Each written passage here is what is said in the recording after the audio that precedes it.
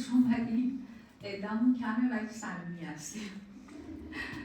اگه امکان داره تلفنامون رو قطع کنیم، چون که یه ساعتی میخوایم با هم صحبت کنیم، هم فکری بکنیم. تلفن‌ها معمولاً خودم همونطور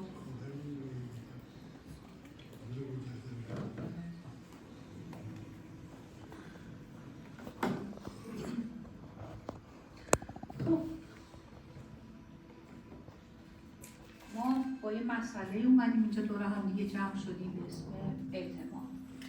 اعتماد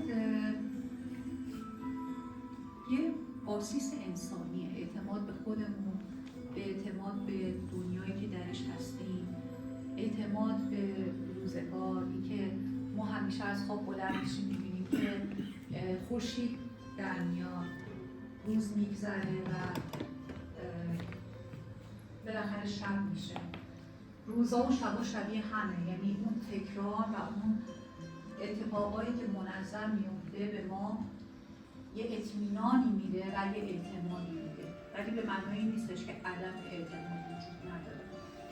من خودم به عنوان انسان، یه آدم که کنجکاو هستم، همیشه خیلی به تجربه‌های انسانی توجه داشتم. همیشه برای من خیلی سوال پیش می‌اومد تو ذهنم، چه از بچگی حالا این کار درسته، این کار غلطه. تاثیر اجتماع، مثلا یه کارخونه‌ای توی هند اگر که آلودگی ایجاد می‌کرد، مثلا من خیلی جالب بود بدونم که این آلودگی چه تأثیری روی اون محله میذاره. یا مثلا فلان شخص رئیس جمهور پاکستان شده، حالا چه اتفاقی برای پاکستانی‌ها میفته، جای پاکستان توی این دنیا چی میشه. حالا مثلا آمریکا اگر که مثلا تصمیم میگیره که تعرفه روی اجناس چینی ببنده، حالا کارگرای هند میخوان چیکار بکنن. این چیزا همیشه برای من خیلی جالبه و چیزی که همه اینا رو میاره کنار هم دیگه، اعتماد، تاریخ، آدم‌ها. یک کلمه‌ای رو خیلی برای من مشخص میکنه توی ذهنم: قدرت. من براش یه تعریفی توی ذهنم پیدا کردم که به معنای دانستنه، به معنای تواناییه، قدرت ساختن، قدرت تخیل کردن، قدرت همراه کردن، قدرت همدلی کردن. برای من اینجوری معنی میشه که یک انسانی یا یک دولتی یا یک شرکتی یا یک عده از آدم‌ها کاری رو میتونن بکنن که دیگران نمیتونن بکنن و میتونن منابع انسانی و اقتصادی بیشتری رو داشته باشن و تاثیر بزرگتری توی جهان بذارن و اون اسمش میشه قدرت. و پایه قدرت اینه که ما بتونیم اول از همه به خودمون اعتماد داشته باشیم، همون اعتماد به نفسه، و بتونیم تو جامعه انسانی اعتمادها رو به دست بیاریم که بتونیم به همدیگه پیوند بخوریم. ولی خب این روزا یه دنیایی شده که خیلی حرف از ناامیدی، طمع، عدم تحمل، ترس، استرس، همین چیزا خیلی میاد بالا و یه چیزی که خیلی عجیبه ترومای اجتماعیه. ما آدم‌ها از هم میترسیم. وقتی آدم‌ها از هم میترسن، چجوری میشه اینا رو به هم پیوند داد و بینشون اعتماد به وجود آورد؟ این سوال سختیه حقیقتا و وقتی که این سوال از خودمون میپرسیم، مدام زندگی سخت‌تر هم میشه، چون زندگی یعنی تو در ارتباط با دیگران باشی و در ارتباط با دیگران، جامعه و سیستم خودتو زندگی تو درست بکنی. و بزرگترین ترومایی که به نظر من توی جهان الان داره اتفاق میفته، عدم تحمل دیگریه. تو همین 20 سال پیش ما هممون با هم دیگه غذا میخوردیم، با هم دیگه زندگی میکردیم، با هم دیگه مهمونی میرفتیم، با هم دیگه خرید میرفتیم. حتی سرگرمی‌های ما، فیلمایی هم که نگاه میکردیم یکی بود. مثلا همگی خانوادگی جمع شد تو هفته یه بار سریال اوشی می‌دیدیم، خیلی خوشحال بودیم. یه تنقلات هم داشتیم، مثلا هممون با هم پاپکورن می‌خوردیم یا با هم یه تخمه می‌خوردیم. خب همینا باعث می‌شد که کنار همدیگه بشینیم، بوی همدیگه رو حس بکنیم، احساس امنیت بکنیم، افکارمون رو به همدیگه بگیم، همدیگه رو تحمل بکنیم. ولی انسان‌های الان یه مرز خیلی مشخص بین خودشون و دیگران میذارن و یه غیر از اینکه این مرز رو میذارن مدام هم کنترل میکنن که این مرز شکسته نشه و زمانی که این مرز شکسته میشه یک استرس شدیدی میگیرتشون، نگاه که دنیاشون یک دفعه با یک ناامنی روبرو میشه و مدام کلافن و این مثل این استرس مدام توی کله اینا مثل یه توپ قل میخوره میره این ور میره اون ور. گاهی اوقات مثلا این استرس میاد روی پول آب و برق ناراحت میشن، یه وقتی میره رو حرف یه دوستی ناراحت میشن، یه بار میخوان برن یه جایی گیرشون میشه ناراحت میشن، یا یه قرارشون مثلا به هم میخوره یه دفعه مثلا نمیدونم بقیه روز باید چی کار بکنم، اینقدر ذهن آدم ها حساس شده. و یکی دیگه غیر از عدم تحمل، ما خیلی میترسیم که قضاوت بشیم و مدام میخوایم جلب توجه بکنیم. منظورم آدمایی که اینجا نشستیم نیستیم، مثلا ممکن ما اصلا هممون آدمای ساده‌ای باشیم، اصلا خیلی هم به نظر دیگران کاری نداشته باشیم، ولی اتفاقی در جوان‌ها داره میفته، اتفاقی که در آدم‌های کم سن و سال داره میفته، تو سوشیال مدیا خیلی زیاده که گرفتن توجه خیلی سخت شده و همه میخوان توجه به هر قیمتی هست به طرف خودشون بکشن، حتی با کارهای غیر اخلاقی کردن، حتی با قربانی کردن خودشون. و این یک رشته از زندگی و رفتار انسانی رو آورده بالا که تعجب برانگیزه، ما مدام مجبوریم بهش برگردیم و نگاه بکنیم.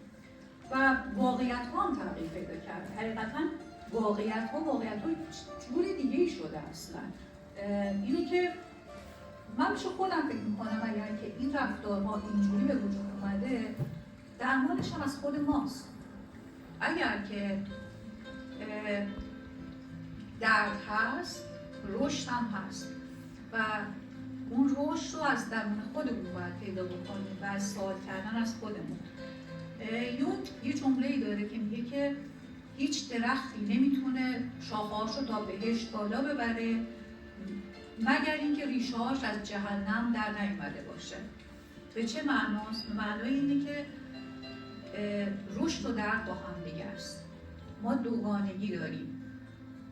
اینکه زندگی یه چیز خیلی خوب و لذت بخشیه، این در اصل افسانه است. این افسانه‌ای که ما باش بزرگ کردن. زندگی همراه با لذت نیست. زندگی همراه با دردیه که بعد از اون اگر آگاهی باشه باهاش رشد میاد. خب این رشد شالوده‌های اساس‌های عمیقی باید در ما داشته باشه که اعتمادی که از اون پایه‌های شناختی ماست. حالا اصلا اعتماد توی کله ما آدماست. ما آدما از کجا اومدیم؟ اصلا چجوری شدیم که تو کله ما الان کلمه‌ای به اسم اعتماد، محبت، دوستی، انسانیت، نمیدونم استقامت، صلح، اینا به وجود اومده. حقیقتا ما یه روزه به وجود نیومدیم، یه روزه هم این افکار تو سر ما درست نشده. ماها یک ذره خیلی کوچکی هستیم از این دنیایی که خیلی پهناوره. یه روزی که اصلا ساعت و مکان نبوده، یه روزی که هیچی نبوده، که ما از کلمه هیچ تخیلی نداریم، یه انفجار بزرگی صورت میگیره که جهان ما به وجود میاد. جهانی که یک دفعه یک عناصری رو تولید میکنه که منفجر میشن و این عناصری از هم دورتر و دورتر میشن. عناصر اولیه هلیوم و هیدروژن که اینا غبارهای هیدروژنی رو به وجود میارن و هرچی دنیا بزرگتر میشه، سردتر میشه و اجازه میده که عناصر سنگین‌تری هم مثل آهن و اکسیژن به وجود بیان که اینا پخش میشن، ستاره‌ها، کهکشان‌ها و سیاره‌ها رو به وجود میارن. که بخش کوچیکی از این جهان ما میشه زمین کوچیک ما کم کم آماده میشه برای اینکه موجوداتی رو در خودش پرورش بده که داستان خیلی قشنگی داره. اول از همه الکترون ها شروع میکنن چرخیدن دور پروتون و اجازه میدن که اتم ها به وجود بیان. اتم ها میپیچن دور مولکول ها. مولکول ها موجودهای تک سلولی رو به وجود میارن و موجودهای تک سلولی یواش یواش تبدیل میشن به موجودات پیچیده‌تر. چیزی که خیلی عجیب و جالبه، زن خیلی زمان داغ بوده. اونجایی که ما داریم زندگی می‌کنیم، جهان ما، هستی ما، طبیعت خیلی داغ بوده. اینقدر داغ بوده که آب‌های روی زمین همه بخار می‌شده می‌رفته آسمون و 2 میلیون سال روی زمین ما باران میاد. دلیل این بارون چی بوده؟ آتشفشانی بوده توی آلاسکا که این شروع می‌کنه به فوران کردن و هر چقدر این مواد مذاب میومده بیرون CO2 بیشتری تولید می‌کرده و حالت گلخانه‌ای در زمین ایجاد می‌شده و این باعث میشه که باران پیوسته می‌باریده و آب همه جا رو فرا می‌گیره. قبل از اون موجوداتی بودن روی زمین، خزنده‌های خیلی ساده‌تری بودن، موجودات گیاهای کوچکتری بودن، ولی اونا چون به شرایط خشکی عادت کرده بودن از بین میرن. و چون آب سیاله، امکانات بیشتری رو میده که موجودات پیچیده‌تری تو طبیعت به وجود بیاد، توی این زمین به وجود بیاد. از همون آب‌ها دوزیستا به وجود میان. دوزیستانی که هم میتونستن توی آب زندگی بکنن، هم توی زمین خشکی زندگی بکنن. بعد از اینکه این 2 میلیون سال تموم میشه، درخت‌ها و جنگل‌های استوایی به وجود میاد، درخت‌های غول‌پیکر به وجود میاد، دایناسورها به وجود میاد و موجوداتی به اسم پستاندارها رشد پیدا میکنن. یعنی تا قبل از اون بیشتر خزندگان، زمین در حیطه قدرت خزندگان بوده.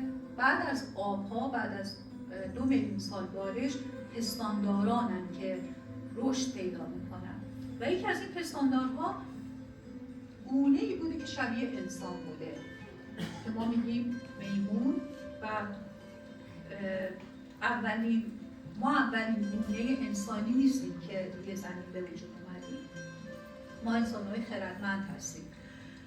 تقریباً 3 میلیون و 300,000 سال پیش یک میمونی توی اتیوپی زندگی می‌کرده که امروزه بهش میگیم لوسی. لوسی چی بوده؟ لوسی یک گونه کوچیک شامپانزه بوده که اولین فسیلش رو 50 سال پیش پیدا میکنن. اون زمانی که اینو پیدا میکنن داشتن آهنگای راک اند رول اینا رو گوش میدادن. بعد اسم آهنگی که مثلا میخوندن توی یکی از چیزاش بوده لوسی و اسم این فسیل گذاشتن لوسی. لوسی یک گونه کوچیک میمون بوده که اولین فسیلیه که فهمیدن رو پاهای خودش راه میرفته و زنجیره بین میمون و انسانه. و چرا لوسی برای ما خیلی جالبه و به عنوان آدمایی که به اجتماع میخوایم نگاه بکنیم لوسی داستان مهمی برای ما داره؟ برای اینکه اولین بار کشف کردن لوسی لگن خاصره خیلی کوچیکی داره. لگن خاصره خیلی کوچیک به 2 تا معناست. اینکه لوسی میشسته روی زمین مثل ما آدم‌ها. لوسی زایمان خیلی سختی داشته. وقتی زایمان سخته یعنی کسانی با اون باید می بودن که بتونن کمکش بکنن که بچهش رو بتونه به دنیا بیاره. یعنی لوسی زندگی اجتماعی داشته، تنها نبوده. اینا یه گونه‌هایی بودن بین انسان و میمون که هنوز روی درخت‌ها زندگی می‌کردن، از گیاهان تغذیه می‌کردن و برای اینکه بتونن بقا داشته باشن هنوز میتونستن زمانی که میخواستن فرار بکنن میتونستن 4 دست و پا بدوئن. خب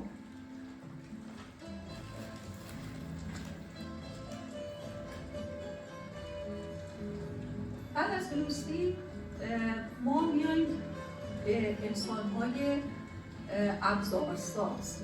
انسان‌های ابزارساز به چه معنا هستن؟ اولین گونه‌های انسانی هستن که با شروع می‌کنن به ابزار ساختن. یه مقدار درجه گوشی اینا از لوسی بالاتر بوده.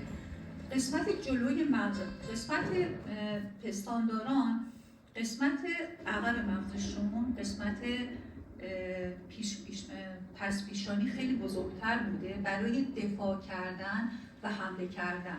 یه مار یا یه سوسمار بدون احساس وقتی که احساس خطر بکنه حمله میکنه. فکر نمیکنه که من اینو دوست دارم، این بچه‌مه یا این چیزه. حمله میکنه اگر احساس خطر بکنه.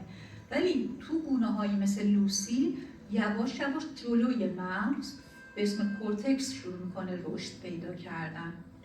و وقتی که کورتکس بزرگتر میشه به معنای اینه که میتونه توی طبیعت بگرده، توانایی رو پیدا بکنه، اطلاعات بگیره از طبیعت و با اون اطلاعات بتونه بقا داشته باشه. انسان‌های ابزارساز شروع میکنن از سنگ‌ها ابزار درست میکنن. یعنی اینقدر این سنگ‌ها رو میکوبیدن که صاف میشده، تیز میشده، میتونستن مثلا باهاش گوشت رو تیکه بکنن. مثلا ما یه جمله داریم از استیو جابز در مورد ابزارسازی که میگه انسان حیوان ابزارسازی است. انسان تا زمانی که میخواد پیشرفت بکنه باید بتونه ابزار درست بکنه، با دستش بتونه چیزی رو درست بکنه. ماشین حساب، کامپیوترهای پیشرفته. و انسان تا زمانی میتونه بقا داشته باشه که ابزار رو بتونه درست بکنه. و شروعش از انسان‌های ابزارساز بود از اتیوپی. اینا تغذیه‌شون هم عوض میشه.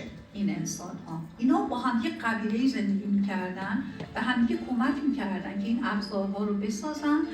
بعد وقتی که مثلا دارم میگم توی اون موقع آدم‌ها یه جا زندگی نمیکردن، کوچ میکردن برای دستیابی به مواد غذایی و اینکه دوام بیارن از جای خوش آب و هوا، سعی می‌کنن رو جاهای خوش آب و هوا بمونن و از موقع کشاورزی نبوده از منابع طبیعی استفاده بکنن. اینا یاد میگیرن که گوشتا رو از استخون جدا بکنن.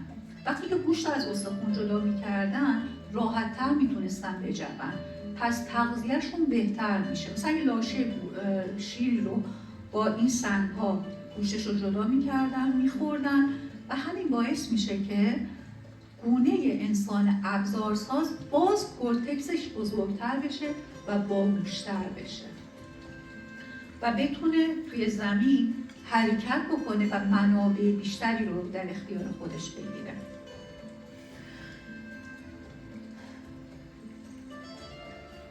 انسان ابزارساز همینطور که میتونه با کمک همدیگه ابزار رو بسازه، یه چیز دیگه هم یاد میگیره به همدیگه کمک بکنه.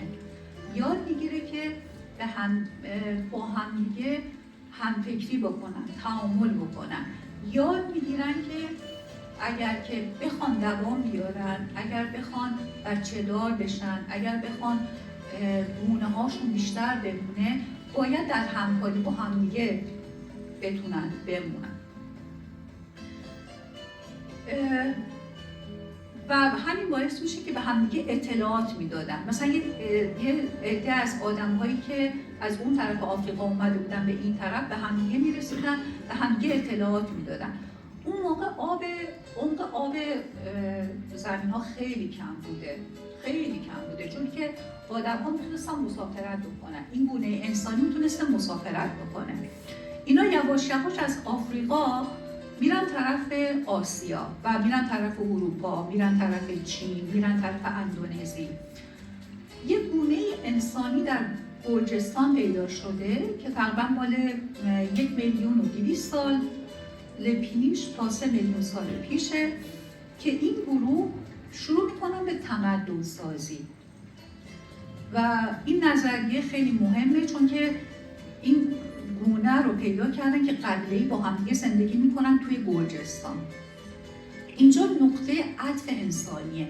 اینجا انسان ها بزرگترین پیشرفتی رو که یعنی ما اگر که مثلا تو قرن 20 و 21 این همه اینترنت و تلویزیون و گوشی‌های لمسی و نمیدونم داریم که اوقا کرده، اون موقع هم تقریبا یه همچین زبانی بوده که آدم ها شروع میکنن به کشت کردن، یاد میگیرن که یک جا بمونن، کشاورزی بکنن، تولید غذا بکنن، از مواد غذایی رو انبار بکنن، شروع میکنن به یادگیری زبان رو اختراع میکنن برای اینکه حساب کتاب اموالشون رو داشته باشن، شروع میکنن به زندگی اجتماعی، سگ و اسب و نمیدونم گوسفند و بز و اینا رو میارن، اهلی میکنن، ازشون استفاده میکنن، طرز نگهداری اینا رو با هم دیگه تبادل میکنن و یاد میگیرن تقریبا تجارت بکنن با چیزای خیلی اولیه و کوچیک. خب اینا اساسش چی میتونسته باشه؟ تمام این اتفاقات اساس زندگی اجتماعی یعنی اول از همه دادن اطلاعات و اینکه بتونیم بفهمیم که آیا این اطلاعات درست یا غلطه، یعنی اعتماد. از همین جای کوچیک، از همونجا شروع میکنن انسان ها به اینکه یاد بگیرن به همدیگه، برای اینکه اعتماد داشته باشن و احساس امنیت بکنن، قانون گذاشتن. و در همین دوره بوده که یک دوره اتفاق دیگه‌ای در طبیعت میفته. عصر یخبندان شروع میشه. عصر یخبندان از 100,000 سال پیش تقریبا تا 10,000 سال پیش ادامه داشته. خب این به چه معناست؟ این به معنای اینه که انسان‌هایی که مثل ما بودن، نسل‌های قبلی، مجبور بودن برن توی غارها پناه بگیرن، مجبور بودن کنار همدیگه بشینن، که مجبور بودن با کمک همدیگه آتیش رو روشن نگه دارن و شروع میکنن به رویا بافتن. اختراع میکنن که میتونن رویا ببافن، میتونن یک بار معنوی رو به اتفاقای اطرافشون بدن. چرا؟ چون میخواستن روی اتفاقای زندگیشون کنترلی داشته باشن. شروع میکنن داستانهایی رو درست کردن و بر اساس اون داستانها مذهب‌ها و نظریه‌های فیلسوفی درست میشه. یواش یواش همون آدم‌هایی که کوچیک بودن شهرهای بزرگتری رو درست میکنن. یواش یواش یاد میگیرن که به همدیگه یا مثلا حمله بکنن، ابزارهای جنگی درست بکنن، از خودشون دفاع بکنن، در مقابل حیوانات وحشی کنار همدیگه جمع بشن و همه اینا رو باید بر اساس یک قانونی این کار رو میکردن. یک عده‌ای جمع شدن با همدیگه یک ساختاری رو میذاشتن که امروزا ما بهش میگیم قانون. ولی اون آدم ها چجوری میتونستن اون قانون رو به وجود بیارن؟ اول از همه باید به همدیگه اعتماد میکردن. و اعتماد از کجا میاد؟ از نیاز میاد. آدم هایی که نیازهای مشترک داشتن کنار هم جمع میشدن و میتونستن به هم اعتماد بکنن. چرا؟ چون وقتی که ما اعتماد داریم، اعتماد وقتی که داریم میشه اساس خانواده، میشه اساس جامعه، میشه اساس تجارت، میشه اساس سلوک انسانی. خب ولی به نظر شما، حالا من سوال دلم تا اینو سوال کنم، به نظر شما اعتماد کردن مهمه ولی بی اعتماد بودن هم مهمه؟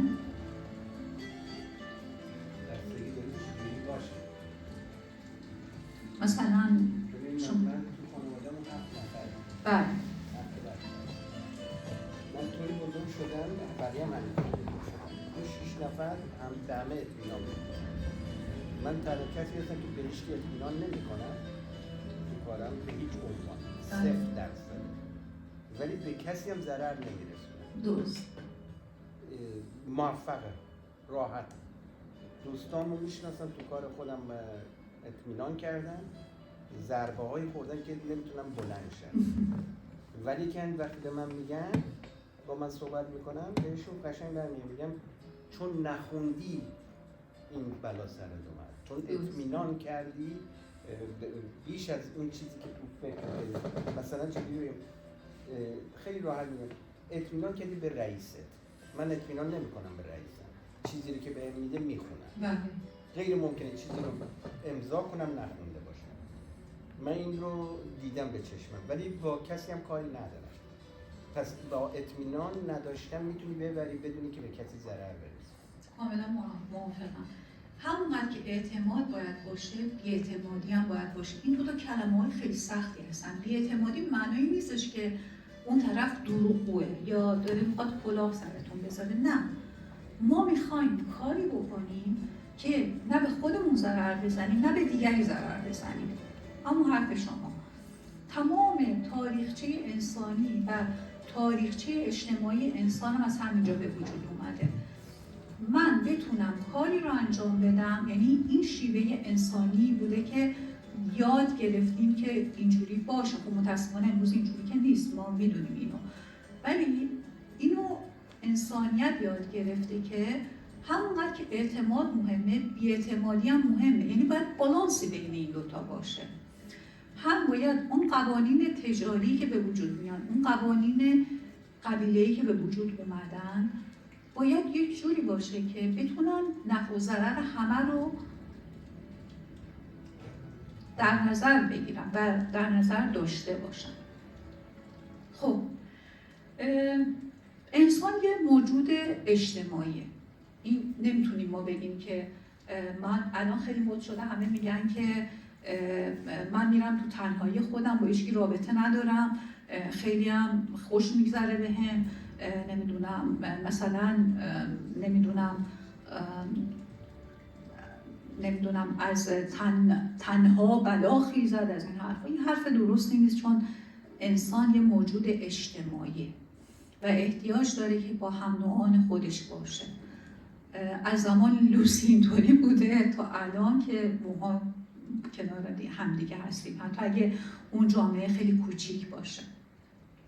و نشون داده شده که همیشه 25% از ما، افکار ما، تحت تاثیر اطرافیانمون قرار میگیره. برای همین خیلی مهمه که ما بدونیم با چه کسانی در ارتباط هستیم و بدونیم چه اطلاعاتی رو از اطرافمون میگیریم. این خیلی مهمه. انسان علاوه بر این که چرا میگیم موجود اجتماعی 100%؟ چون فیزیولوژی ما اینجوری اومده. همونطور که گفتم توی تاریخ اومدیم جلو، در مورد مغز توضیح دادم که گفتم قسمت کورتکس مغز بزرگتر شده. ما توی بدنمون همینطور که جلوتر اومدیم، هر چقدر که زندگی اجتماعیمون جلوتر رفته، هورمونی در ما ترشح میشه به اسم اکسیتوسین. اکسیتوسین به نام هورمون عشق هم معروفه، که مادرها وقتی که بچه‌شون، چرا وقتی مادر میشه اینقدر بچه‌ش رو دوست داره؟ برای اینکه به صورت طبیعی هورمون در بدن آدم ترشح میشه. تو بچه تو بیشتر از هر کسی تو این دنیا دوست داری. چرا؟ چون بدنت بهت این فرمانو میده، به مغزت این فرمانو میده. ما وقتی که در تعامل با دیگران هستیم، وقتی که اونا رو در آغوش میگیریم، وقتی که جلب توجه دیگری رو میکنیم، وقتی دیگری ما رو میبوسه، وقتی گرمای حضور یک نفر رو داریم، وقتی که یک کاری رو با دیگران با هم دیگه غذا میخوریم، با هم دیگه از یک فیلم لذت میبریم، وقتی که با هم حتی قرار میذاریم که هفته دیگه ساعت 5 بعد از اون با هم دیگه میریم قهوه میخوریم، در بدن ما هورمون دوپامین ترشح میشه، هورمون پاداش ترشح میشه و این همون هورمون اعتماده. و برعکسش وقتی که ما میترسیم، این در ما نهادینه شده. از همون زمانی که اجداد ما توی جنگل میدویدن برای دنبال غذا و میترسیدن، چون احساس عدم امنیت میکردن، درشون یه هورمونی ترشح شده به اسم کورتیزول که حالت دفاعی پیدا میکردن، بدنشون سفت میشده، میترسیدن، صورت منقبض میشده و آماده میشدن که حمله کنن. حالا امروزه تو جامعه های ما جور دیگه‌ای برداشت میشه از هورمون کورتیزول. ما وقتی که میگم که ما یکی از بزرگترین فوبیاهای این قرن به نظر من عدم تحمل دیگریه. مثلا اگر که هر کسی یه حرفی رو ناخواسته میزنه، یه قضاوتی رو میکنه، یه جای دیر میرسه، یک دفعه میبینیم بعضی همین حالت دفاعی که اجداد ما توی جنگل داشته در مقابل ما قرار میگیره، یا یه سوء تفاهم. چرا؟ چون اون شخص یا ما یاد نگرفتیم که این هورمون تو دیگه به درد امروز تو نمیخوره، این از استرس بد تو میاد و تو باید یاد بگیری که اینو برای جای خوب استفاده بکنی و اونو تو بدن خودت کنترل بکنی. خب اگر که ما مدام خودمون رو تو این شرایط قرار بدیم که هورمون کورتیزول خیلی در ما ترشح بشه، خیلی راحت موقعیت‌های اجتماعی رو از دست میدیم، اعتمادامون رو مثلا به خودمون ضرر میزنیم، مدام دیگران رو قضاوت میکنیم و یه زندگی تقریبا منزوی پیدا میکنیم و انسان‌های منزوی همیشه احساس تنهایی میکنن، احساس تنهایی که بزرگترین مشکل قرن. پس میخوام اینو بگم که اعتماد کردن و بی‌اعتمادی دو تا سیستم جدا از همدیگه نیستن، همون رشد و درده، یعنی بالانسیه که ما بین اعتماد و بی‌اعتمادی باید نگه داریم و اینم کاملا، یعنی حتی میتونیم دلایل فیزیولوژی هم داره. ما وقتی خودمون رو در شرایطی قرار بدیم که بتونیم با خودمون حرف بزنیم، میگم از 1,000,000 سال پیش وقتی که انسان‌ها مثل که توی سرما مجبور بودن کنار هم قرار بگیرن شروع کردن و من فکر می‌کنم یکی از بزرگترین اختراعاتی که آدم‌ها کردن با خودشون حرف زدنه، بتونن با خودشون حرف بزنن. یاد گرفتن، مثلا من یاد گرفتم که من شیوای موجود مستقل از منه، من از خودم یک تصور بیرونی از خودم دارم، میتونم با خودم حرف بزنم، میتونم بگم که الان اینجا به این دلیل، برای اینکه مثلا دارم میگم تو 10 تا قانونی که برای خودت نوشتی که احساس امنیت بکنی، این آدم 7 تاشو داره، تو میتونی بس بهش اعتماد بکنی، میتونی باهاش جلو بری.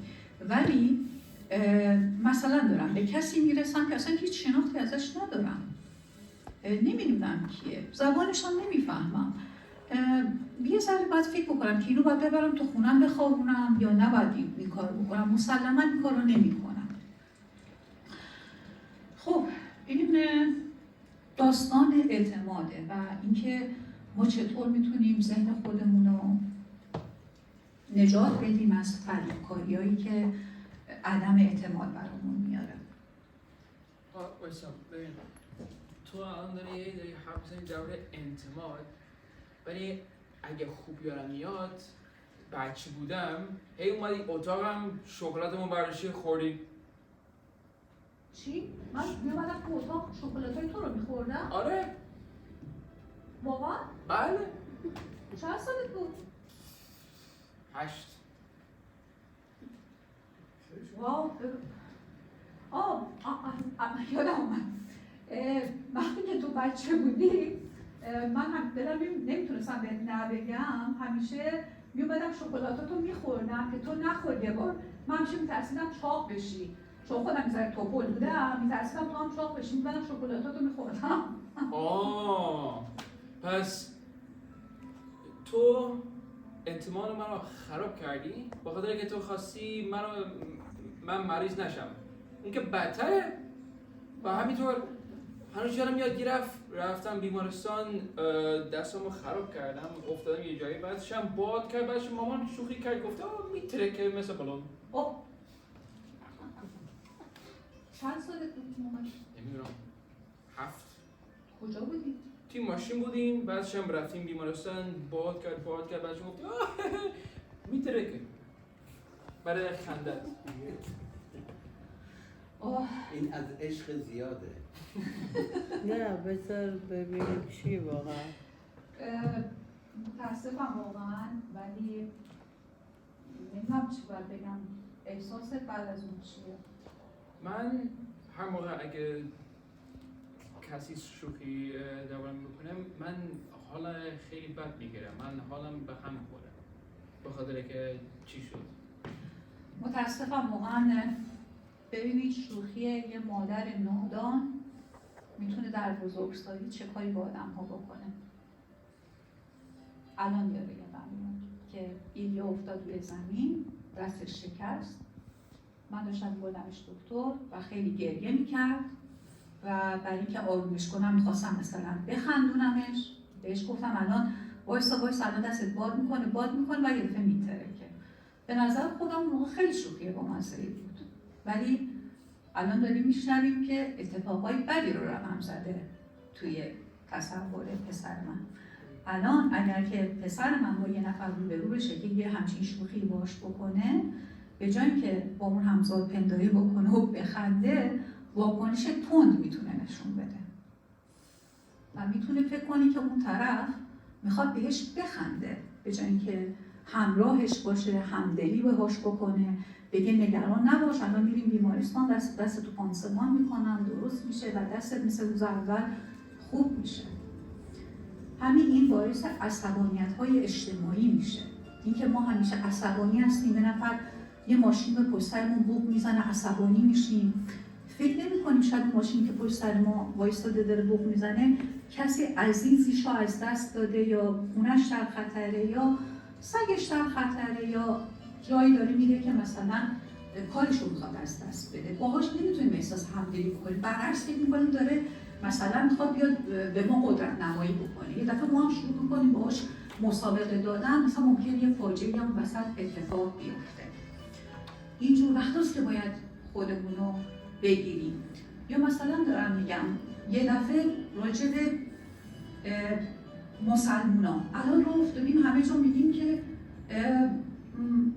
مسلمونا همه کسایی که روسری سرشون میکنن اینطوری هم اونطوری هم، در حالی که واقعا این چقدر از واقعیته. این مگه همه آدمایی که روسری سرشون میکنن حتما اومدن به من و شما زور گفتن که باید دینمون رو عوض بکنیم؟ یا مثلا اون کسی که هر یک شنبه میره کلیسا، ما میگیم اینا خیلی خوشگل مقدسن. شاید اون آدمی که هر یک شنبه میره کلیسا فقط برای ترمیم دل خودش میره و این قضاوت‌ها رو میکنیم و میترسیم بهشون نزدیک بشیم. یا اگر که یک نفری خطایی توی جوونیش کرده، همیشه اینو میاریم و نگهش میداریم به عنوان یک واقعیت اصل که آدم‌ها نمیتونن تغییر بکنن، جوامع نمیتونن تغییر بکنن. نمیشه به اینجور آدم‌ها اعتماد کرد. فلانی فلان روز من میدونم زندان بوده، فلانی فلان روز با مادرش پدرش تندی کرده، فلانی فلان روز فلان چیزو کرده. ما باید اینو بفهمیم که آدم‌ها رشد میکنن، جوامع رشد میکنن و رشد از درون خودمون شروع میشه. رشد با اعتماد شروع میشه، رشد با به ایمان به این که بهتر میشیم شروع میشه.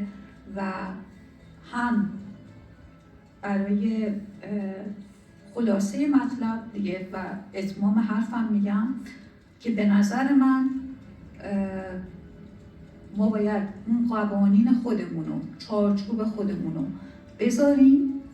حالا این چارچوب بر هر اساسی که هست، بر اساس تجربه‌های خودمون، تو گفتگو با آدم‌های دیگه بمونیم، بهشون اجازه بدیم که از خودشون دفاع بکنن و حق و حقوق خودمون رو بدونیم و در چارچوب همون به دیگران اعتماد بکنیم. اعتماد به معنای این نیستش که من در خونم رو همیشه باز بذارم همه واردش بشن. به معنای این نیستش که حساب بانکی ما بدم همه نگه دارن. به معنای این نیستش که رفتم سوپرمارکت اگر خرید کردم گفتن شد 50 یورو هم حتما چک نکنم. نه، به معنای اینه که آگاهانه زندگی بکنم، به دیگران صدمه نزنم و اجازه ندم خودم هم صدمه بخورم. اون موقع با شادی بهتری میتونیم زندگی بکنیم. ممنونم.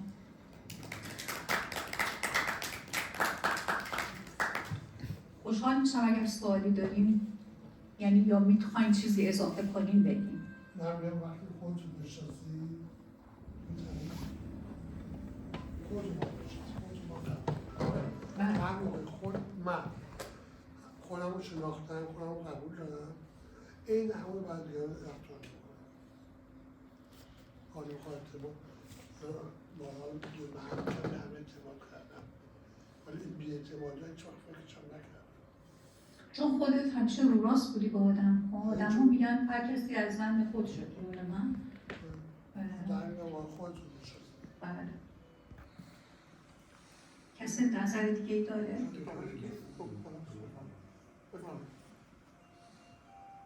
ببینید دو حالت داره. هم بایستی خودتو بشناسی، سریع باید خودتو بشناسی. وقتی من یه مثال میزنم تا متوجه بشیم. یه کورسی رو من دنبال میکردم، همه نوع آدمی توش بود، از دکترای تاریخ بود، جغرافیا بود، منیجمنت بود، هر چی که بگیم توش. استاد اومد به هر نفر 6 ورق داد. تو این 6 ورق حدود 300 تا صفت بود. خب ببینید توی از این 300 تا صفت کدومش به شما میخوره، علامت بزنید. حدود 10 دقیقه طول کشید تا اینا علامت بزنم. خب من تو 5 سالی زدم. وقتی ایشون نگاه میکنم فکر من نزدم اصلا، دارم بازی میکنم. هی رفت دور زد و من نگاه کرد دید من نشستم. 10 دقیقه دور زد، بعد اومد از پشتم رد شد ببینید چی میگه، موضوع چیه. دید من زدم گذاشتم تو 10 ثانیه اول. خب بغل دستی من داشت نگاه میکرد تقلب کنه، خودش دکتر بود که ببینه من چی زدم خود اونم بزنه.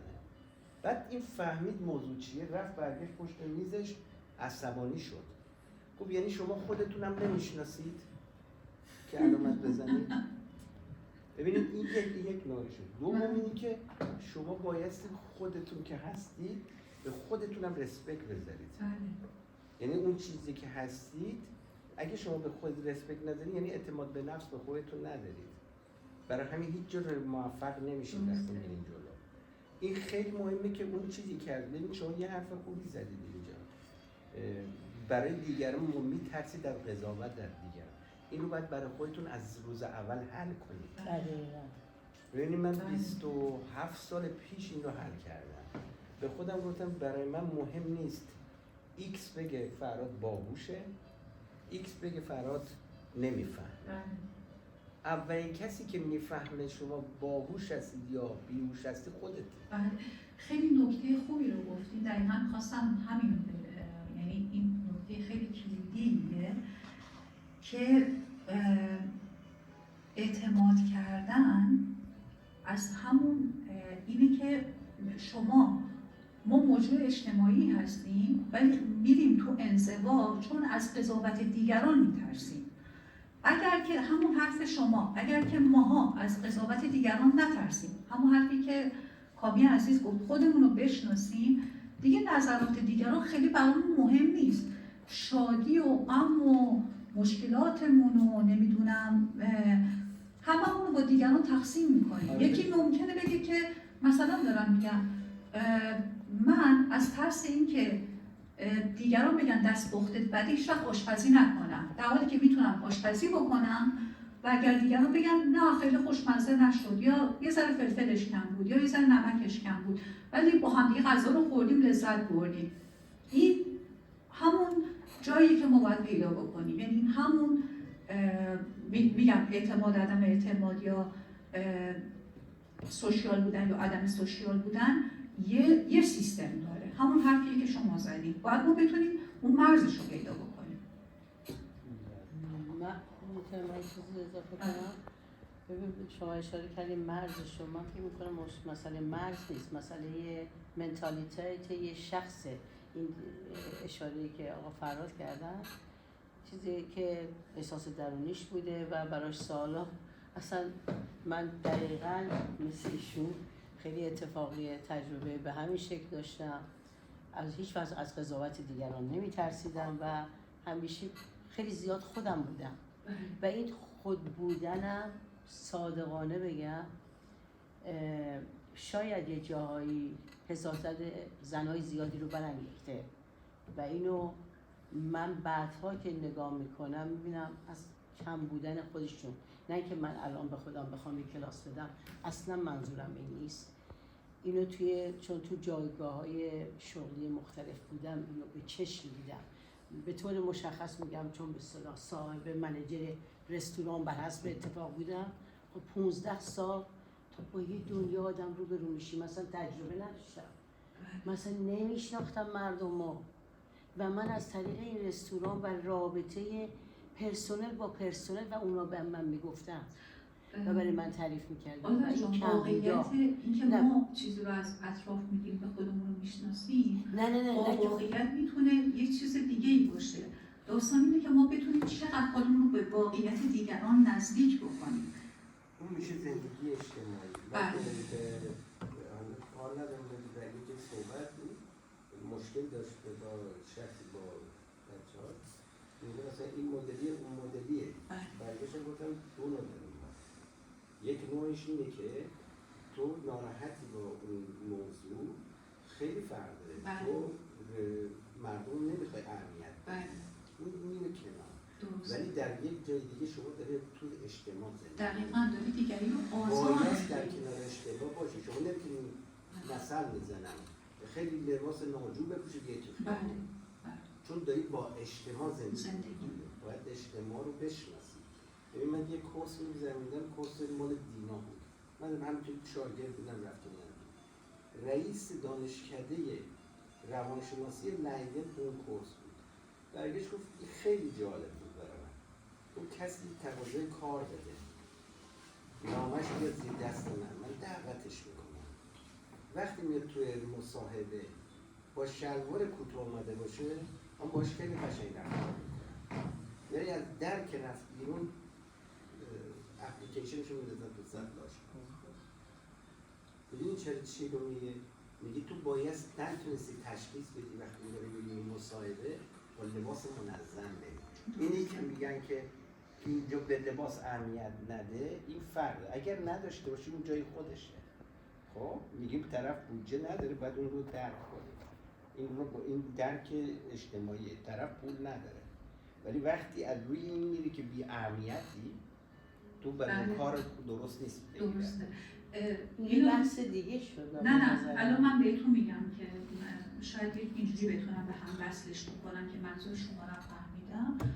گاهی اوقات ما خودمون رو میشناسیم، ما خودمون رو همینجوری که هستیم قبول کردیم، ولی گاهی اوقات وقتی ما خود بودنمون رو میبریم توی اجتماعی، نه اینکه خود بودن ما بده، پسندیده نیست برای اون طرف مقابل، یا اون طرف احساس عدم امنیت میکنه یا احساس میکنه از چارچوب خارج شده. ما باید بتونیم خودمون با اون همگام بکنیم. این هوش اجتماعیه. نه بحث ایشون رو من میخوام بحث ایشون اینه که میگن که ما در هر اجتماعی یه سیستم داریم و هر آدمی هم یه سیستمی داره. من از آدمی که مثلا از این بچه کوچیک، اگر که سیستم انسانی یه بچه کوچیک، اگر من برم از بالا نگاهش بکنم سرش داد بزنم میترسه، ولی اگر خودم هم آمد با اون بکنم باش حرف بزنم آروم شروع میکنه با من حرف زدن. سیستم‌های اجتماعی هم همینطورن. یک قانون نوشته شده و قابل پذیرشی دارن.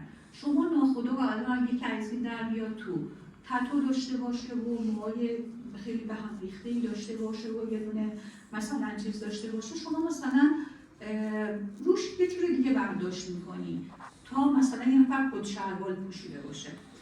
اجازه مثلا مثلا دارم میگم من ممکنه که یارو طرف که میاد که مثلا خیلی آدم راحتی موهای بلند و شلوارک و تتو اینا، بگم چه آدم باحالیه خودشه فلان این حرفایی که با کت شلوار و کراوات بیاد، مثلا میگم این از اوناست که این ور اون ور راه میفته مردم رو گول میزنه.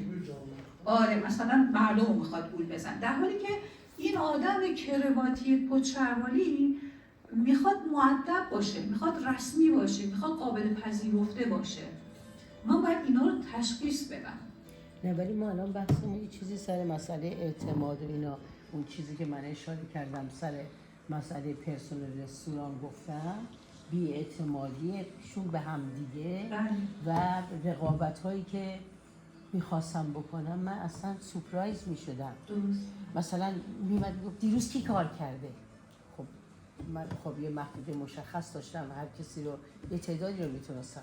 میخوام بگم یه خورده کمبودای خود آدم رو به درجه ضعف میرسونه که به یه سری برخوردهای ناخوشایند منتهی میشه. و به بعد نظر من- بی‌اعتمادی آره. و به نظر من آدمی باهوشه که اون روی بد آدم ها رو بالا نیاره. آدمی اینقدر هوشیار باشه که مثلا دارم میگم در مواجهه با آدمی که ما میدونیم رقابت ناسالم میخواد بکنه، یک جوری جواب بدیم که نندازیمش توی این پوزیشنی که بخواد رقابت بد با ما بکنه. یک موضوع دیگه هست تو برای من اینو در جنرال میگم چون بله. راجع به اعتماد و اینا هست من این برای توی اجتماع هلند شما میخوای پیشرفت کنی ما یه ضرب المثل بزنیم اجتماع مردم اینو متوجه شدن میگم میخوای رسوا نشوی هم رنگی برماهد این رو خیلی از ایرانیان من میبینم اشتباهی رو گرفتن بله. این فکر کنه هر کاری که اون بکنه اونم بکنه بله. بس شبیه اون میشه این اشتباه این معنیش اینه که اگر همون که شما گفتید هوش اجتماعی شما باید درک کنی چه چیزایی که تو اجتماع خوبه اون رو بگیری ازش استفاده کنی. مثلا اینا یه چیز خوبی که دارن من با اینو که میگم البته تجربه است توی تمام بیشتر جاها دیدم دو نفر که با هم اینجا با هم دشمن شدید هستن یعنی واقعا همدیگر رو نابود میکنند غیر ممکنه در جلوی بقیه با هم اینو دشمن باشن از هم تشکر میکنن از هم تشکر میکنن تو به من کمک کردی دست درد نکن ولی در پشت ریشه رو همه‌شون رو میزنن این معنیش چیه؟ اینا کی کجاییه؟ هلندیه هلندیه. ببینید معنیش چیه Oh my God. این داره میگه که ما در جلوی بقیه شما میگه رقابت این رقابت دیگران نباید بفهمن توی دیپارتمنت ما درگیری هست متوجه نه شدی؟ من اون چیزی که به شما توضیح دادم نه، چون گفتم من درست متوجه میشدم که